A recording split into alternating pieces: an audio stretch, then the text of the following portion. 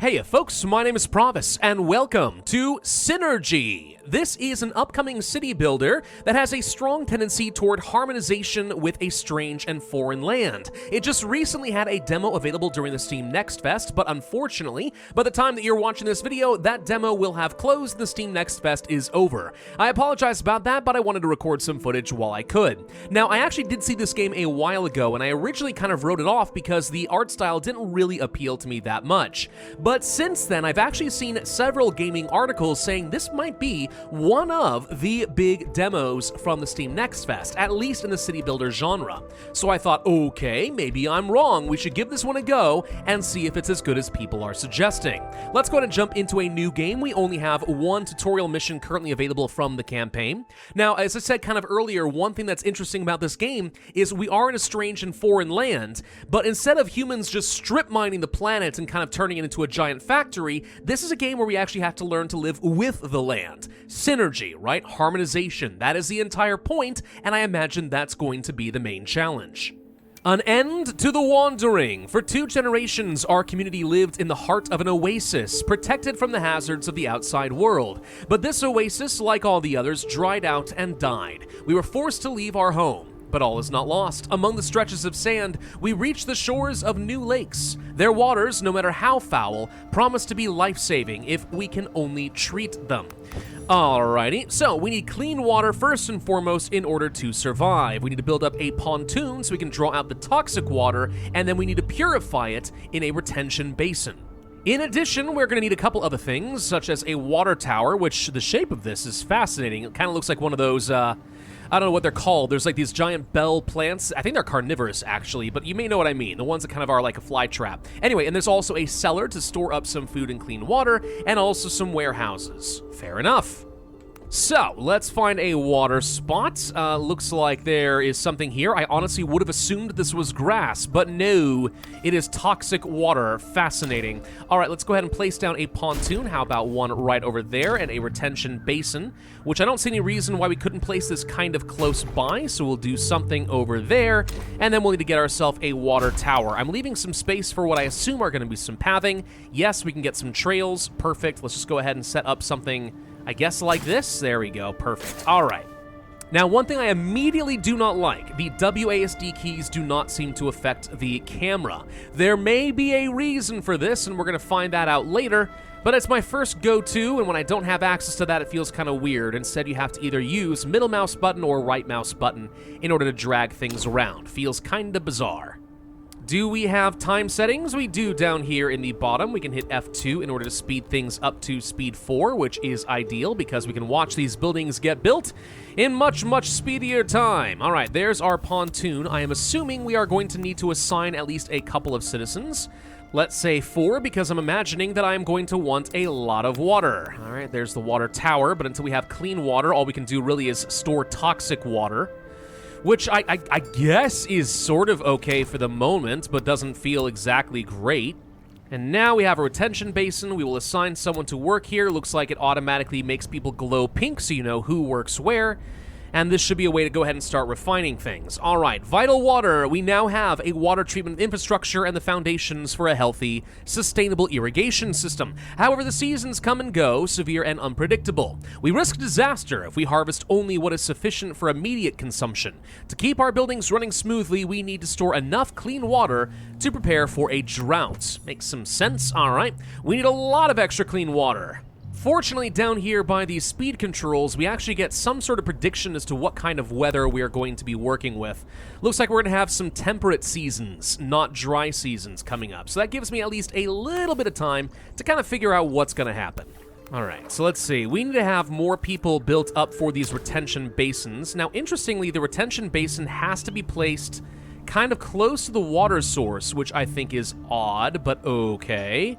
Well, we'll go ahead and build another one over here, I guess. I'm probably not going to be very efficient in my placement while we figure that out, but that is fine. And let's see, if we take a look at the retention basin itself, we can see down here in the bottom right, it takes about 8 days in order to refine some of the toxic water into enough clean water. All right, so that's a pretty long wait.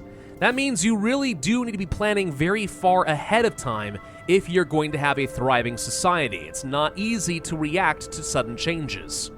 Alright, now that we have enough water, looks like we've been sleeping for too long under an open sky, separated from the ravages of the climate only by a stretch of canvas.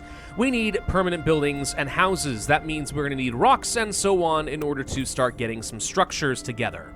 So if we want to do that, there's a little button right down over here that allows us to withdraw some resources, and we can actually see quite a few different resources around, rocks and so on.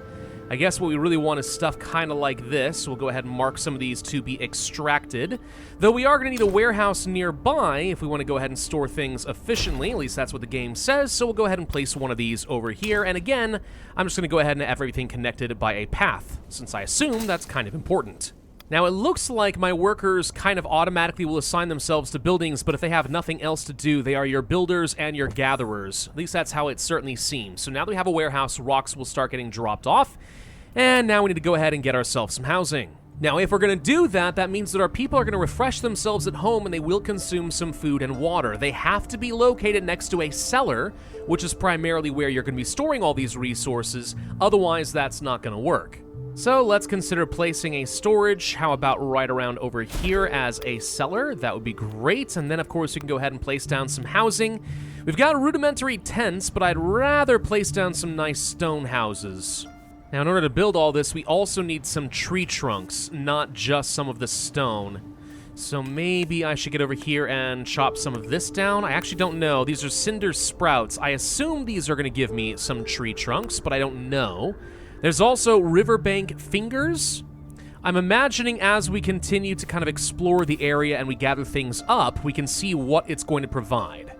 The supplies we carried with us are dwindling by the day, but picking the region's strange, thorny fruits is risky business, and eating them is even riskier. Before collecting anything, we have to rule out any danger in exploiting these plants. Oh, whoops, I kind of already did, okay, hopefully this is fine. Our scientific knowledge is limited, but the old distiller at the Oasis has sufficient equipment to carry out basic chemical experiments. Okay, so we're gonna have to begin some botanical studies, and we are going to research all this stuff before we start chopping it down. Yeah, I should have done that sooner, sorry. So we need to build a field lab in order to have someone go and begin analysis to decide whether it's even something that we can use. Fascinating. So I guess let's go ahead and place down a field lab, let's say up over here for now.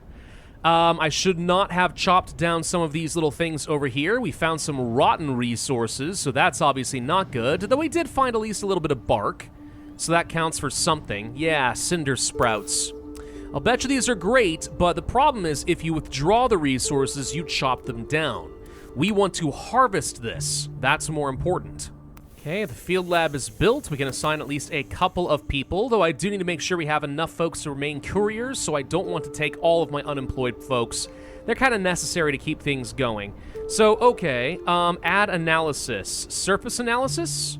Sure, draw conclusions from what they observe of the plant. Let's select this little berry bush thing here, and they can go ahead and start working on that. Then there's this tree, and how about some of these weird little doohickeys over here? So yeah, we're currently analyzing what we've discovered over here in the field lab.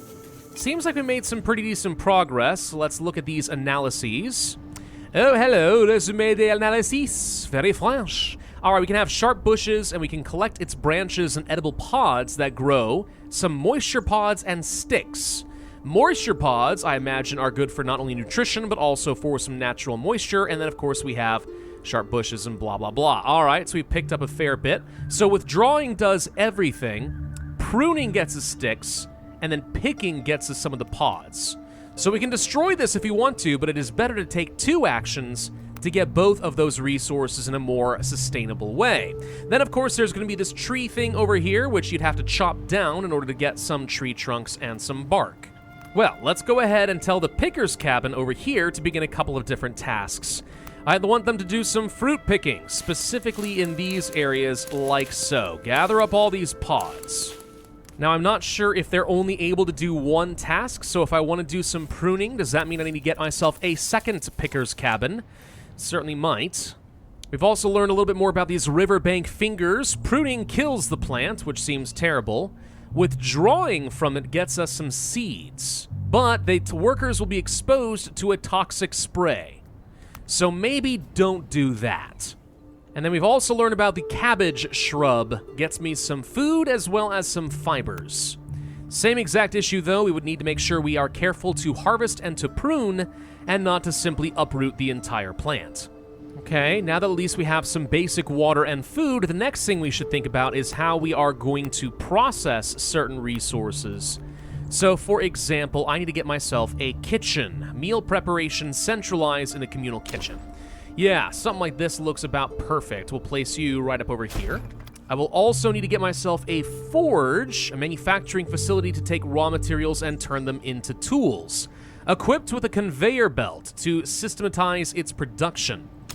With a conveyor belt, does that mean that I will actually be able to attach it to some other buildings and stuff later? Maybe. I doubt it, though.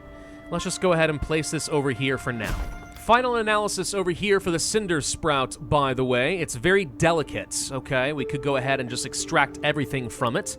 Cinder sprouts will produce cinder kernels, medicine. Oh, okay. Well, now I feel pretty bad for going ahead and chopping these things up, but at least now we know how that's going to work. Now, let's see. A kitchen would be good here. We don't really have very many available citizens at the moment, unfortunately. But we can tell these people we want to start producing some very simple meals. Traditional meals require the moisture pods and some vegetables, which is why I'm now gathering both of these things from the same picker's cabin. So we should be able to do this. We'll also have to use some clean water in order to make these. And it provides only 50% satisfaction to my people. So it's something, but it's not a lot. It does take a while to build things, unfortunately.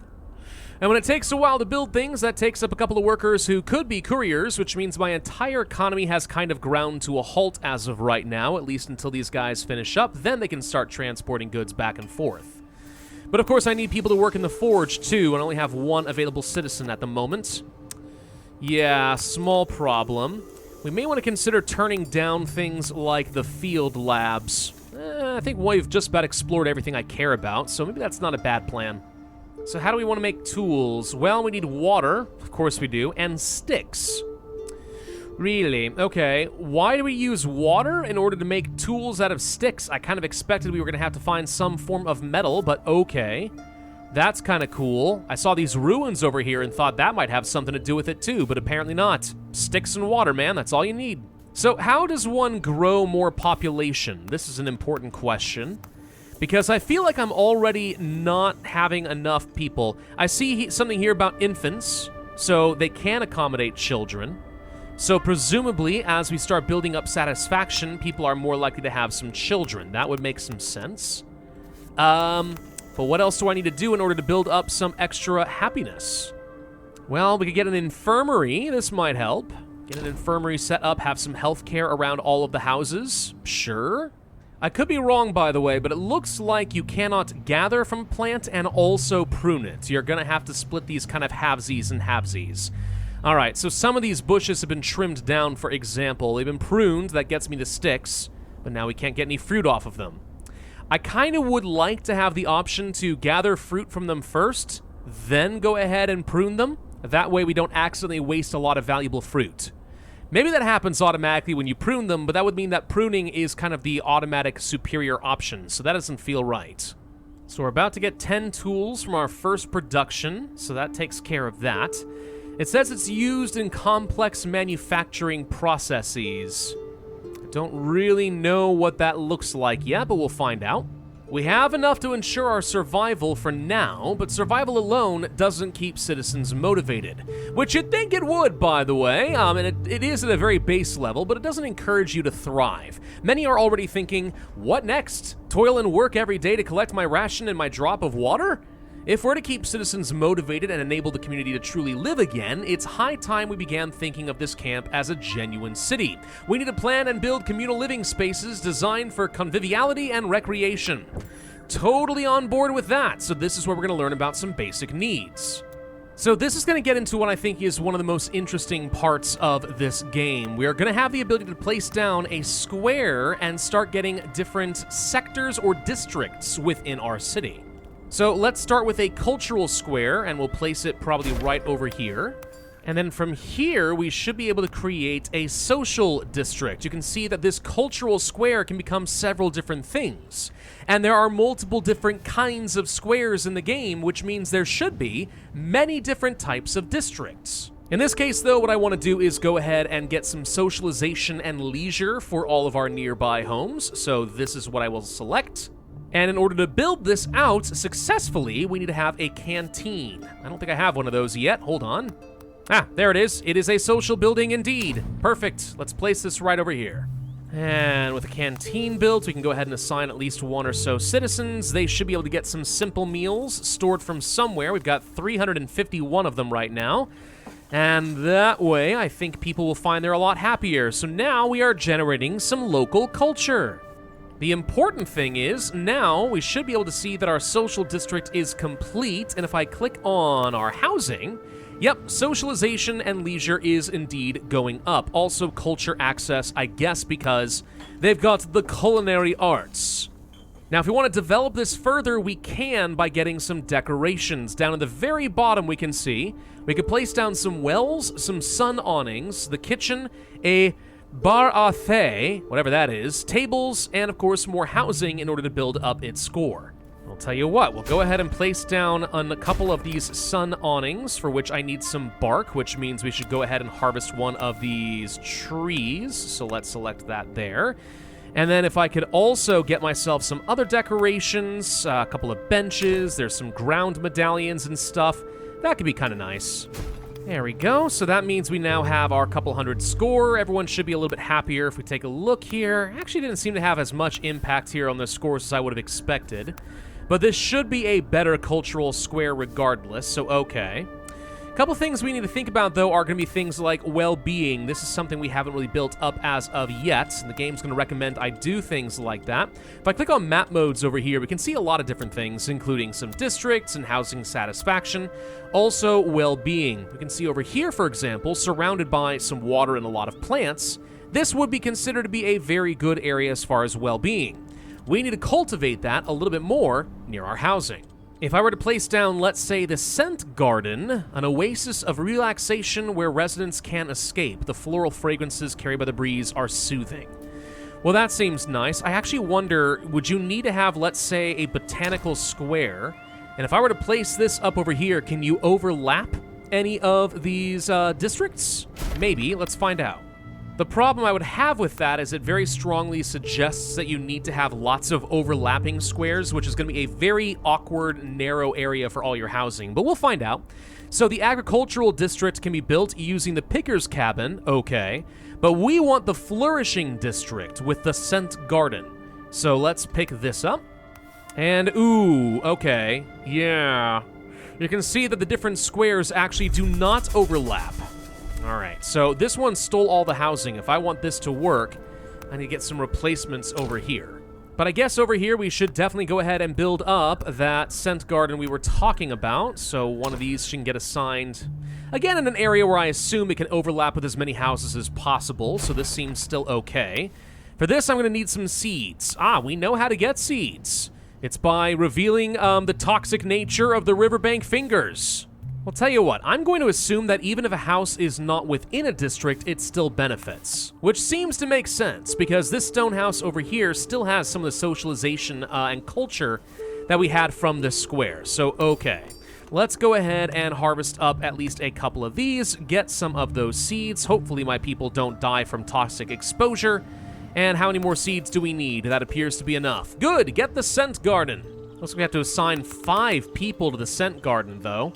5 people working over here just to make this place smell good? Good lord, how stinky are you people? Well, this is enough to get the well-being score up a fair bit. Now it's 6 out of 30. That is not enough. Okay. What else do you guys want exactly in order to build up your well-being? I guess we could place down some of these fountains. Fountains apparently are very good for building up some well-being, which makes perfect sense. However, it does not look like the fountains will stack. So that does not do the job. We need more. I think our best solution is to assign a couple more people to work in the infirmary, which should be worth an extra 2 well-being to everybody within range. So as soon as these guys arrive, there we go. Now at least one of our houses has 15 as their well-being score. That's enough. Call of the Unknown. A strange phenomenon is spotted by the citizens. It's a chaotically flashing dot of light, visible only at nightfall. They fear it could be a distress signal. Numerous volunteers have come forward to investigate the phenomenon and, if necessary, lead a rescue operation. We need to select a team. Gets me 6 more adults I have to worry about, but that's fine. So 2 new mechanics are going to shape progression by introducing research and exploration. Research not only will unlock new buildings, it also can give me buffs to various different buildings and make them more efficient or unlock some new tasks. And the projects available are split between technology and culture. You really want to develop both. Exploration, unsurprisingly, will give us the opportunity to discover new things all around the world that we could use. But they do come at a very small risk. Well, I say small, some are probably more risky than others, and we'll have to make some choices. I like it. Let's go. Let's start by getting a research center up and a-running. I want tech. Now, if we are going to be getting some additional tech, it might make some sense to try placing down additional districts, because at least one of these, I believe, is going to allow us to get some tech research. So let's go ahead and do another one of these squares I get. I don't really like the placement of that. How am I going to fit all of this? Oh man, city placement's actually going to get kind of tricky, isn't it? Like, is it possible to say, hey, I want these 3 houses assigned to this district? Can I adjust the borders at all? Because by placing another one right here, I kind of feel like I'm going to introduce some problems. But I don't know. Maybe I'm wrong. I definitely feel like I'm going to have to build way more houses than I actually need just to make sure that all these districts are properly enabled, which might be a bit weird. Yeah, see, this just stole away 2 of the houses over here, so now this cultural square doesn't have enough. So I need to now also build some more houses over, let's say, here. Let's set this to be a historic district. This means we can place down a Hall of Wisdom in this area, which is right over here. And I actually don't think there's anything technically stopping me from getting a Hall of Wisdom anywhere anyway. It just feels like, you know, if you're gonna do this, you might as well get full advantage of it. Actually, I'm not sure I like this placement. So I realize this does have a radius that affects other houses. But I don't really have anywhere else to place it that's any better. Well, that sucks. Stupid rocks in the way. Now, one thing that's kind of killing me right now is we're in the middle of a dry cycle, which means pretty much all plants have stopped putting out any food. The water is getting kind of hard to come by. Everything's looking terrible, and a lot of people are getting hungry. Do not much care for that, but all right. So there's our Hall of Wisdom. All right.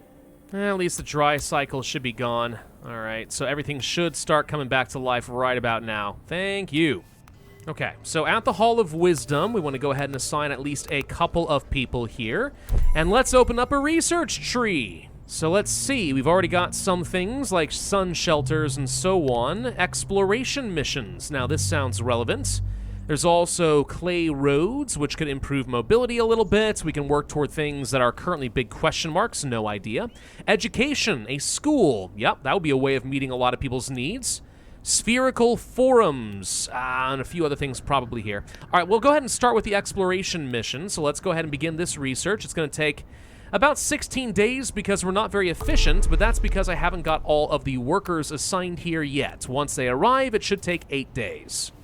The research center, I assume, will work in very much the same way, but we have a totally different tech tree to work with, including a lot of breakdowns which are going to boost up our performance, taking some tools. So, for example, better harvests, you're generally going to be getting more fruit, okay? Vegetable preservation and so on, task distribution, a composter for soil maintenance, that could be good later on. Advanced technologies, very expensive.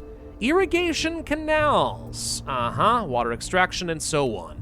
You know, I'll bet you water extraction would be a good idea. Let's get some people assigned over there. Let's also place down this exploration hut, because now we know we're about to go into the wild yonder. Right over there, sure, why not, that's fine. Okay, with that taken care of, we need to get ourselves some expeditions. So let's go to a world map. We've got a few things here, some dunes, a strange glow, an unexplored cave, which is the source of a chaotic blink, so we want to go here, and another oasis. We can see another zone over here. There is a lake nearby, and presumably this just gets bigger and bigger and bigger. I like this. This looks good. Let's go to the cave. We want to start an expedition. I need to bring along some citizens. The more people we bring along, the more meals and water I need. We'll stick with just 4 for now and pray that that's enough, but obviously the more people you have, the more resources you theoretically could bring back. Once the expedition arrives, we get some pop-ups. In the bed of what must have once been a fierce torrent, the explorers follow the light signal they spotted from the city. It leads all the way to a cavern's mouth. While not imposing, something about the cavern provokes mixed feelings of suspicion and curiosity. The cold air emanating from it is attractive for the thirsty travelers, but remains the omen of a particular strangeness. Crossing the cavern's narrow threshold... Blah, blah, blah. Rectangular dais. Okay, sure. Pieces of an ephemeral color exude a glacial temperature when touched with one hand. There's some strange technology to be found down here, it would seem, or at least some sort of a natural phenomenon. The only option here is to force the way open, otherwise we would have multiple choices, it looks like. By using levers and improvised wheels to move the dais, the explorers succeed in clearing the way. As the remarkably thick stone leaves its slot, the antechamber fills with cold air, and strings of light rest weightlessly around the explorer's head, their colors shifting so quickly that every person's eyes can only perceive a blinding whiteness. We enter, and the ray's origins become obvious. There is some sort of a spherical space at the center of the cavern which emits its own light. It's like a lantern of sorts. It is difficult to look at and harder still to comprehend. The explorer's eyes grow red with the effort, yet they can't tear their eyes away. Outside, a vigil awaits his teammates' return. He will wait half the night before deciding to abandon his post and running to meet his brethren. Neither he nor his friends will leave the cavern. Okay, so does that mean that, yeah, we lost 3 people? Well, it's a good thing I didn't send more, huh? Now, I will say from a gameplay perspective, it feels kind of bad that the very first time we do exploration, it's so punishing, right? You kind of want to entice the player to continue doing exploration, but at the same time, this kind of kicks along some sort of a story. Because now we know there is a mortal risk in this dangerous and largely misunderstood world. So now we get to learn about our primary objective in the game. Prosperity. The more we can build out better squares and houses and happiness and everything else, generally speaking, the better our prosperity is going to be. Why does that matter? Honestly, I can't say that I really know. It feels like it's not that important, but that is the end of the demo. Maybe new things will become available as you reach certain prosperity milestones, or maybe you need to make a certain milestone in order to advance the campaign, because you may have seen very briefly, there is supposed to be a campaign for this game, not to mention other custom scenarios. So yeah, presumably you're gonna go through a lot of different maps and build many cities and explore this strange world. Overall, I am intrigued by the game. There are certain things that feel a little bit weird, right? It feels like kind of a perverse incentive to make your district systems in such a way that you need to build a whole bunch of empty houses just to make sure that you're getting some sort of a benefit. Though eventually you do fill those out, and as long as your people are happy and you get all those extra bonuses, it's not so bad. I like the idea of living in kind of a toxic world and having to learn how to survive amongst the elements. Though I do really question how these people were able to survive for so long at some little oasis and are so ignorant of the world around them. But hey, that's fine. It's a fascinating idea for a game. Unfortunately, as I said, I believe the demo is already closed. I could be wrong on that. You're welcome to check, but otherwise, if you want to give the game a wish list, I'll put a link in the description down below. Otherwise, be sure to hit that like button if you did enjoy this video and found it helpful. Subscribe if you want to see my future content, and of course, the notify bell helps with that as well. Thank you all for watching, and I will see you guys next time.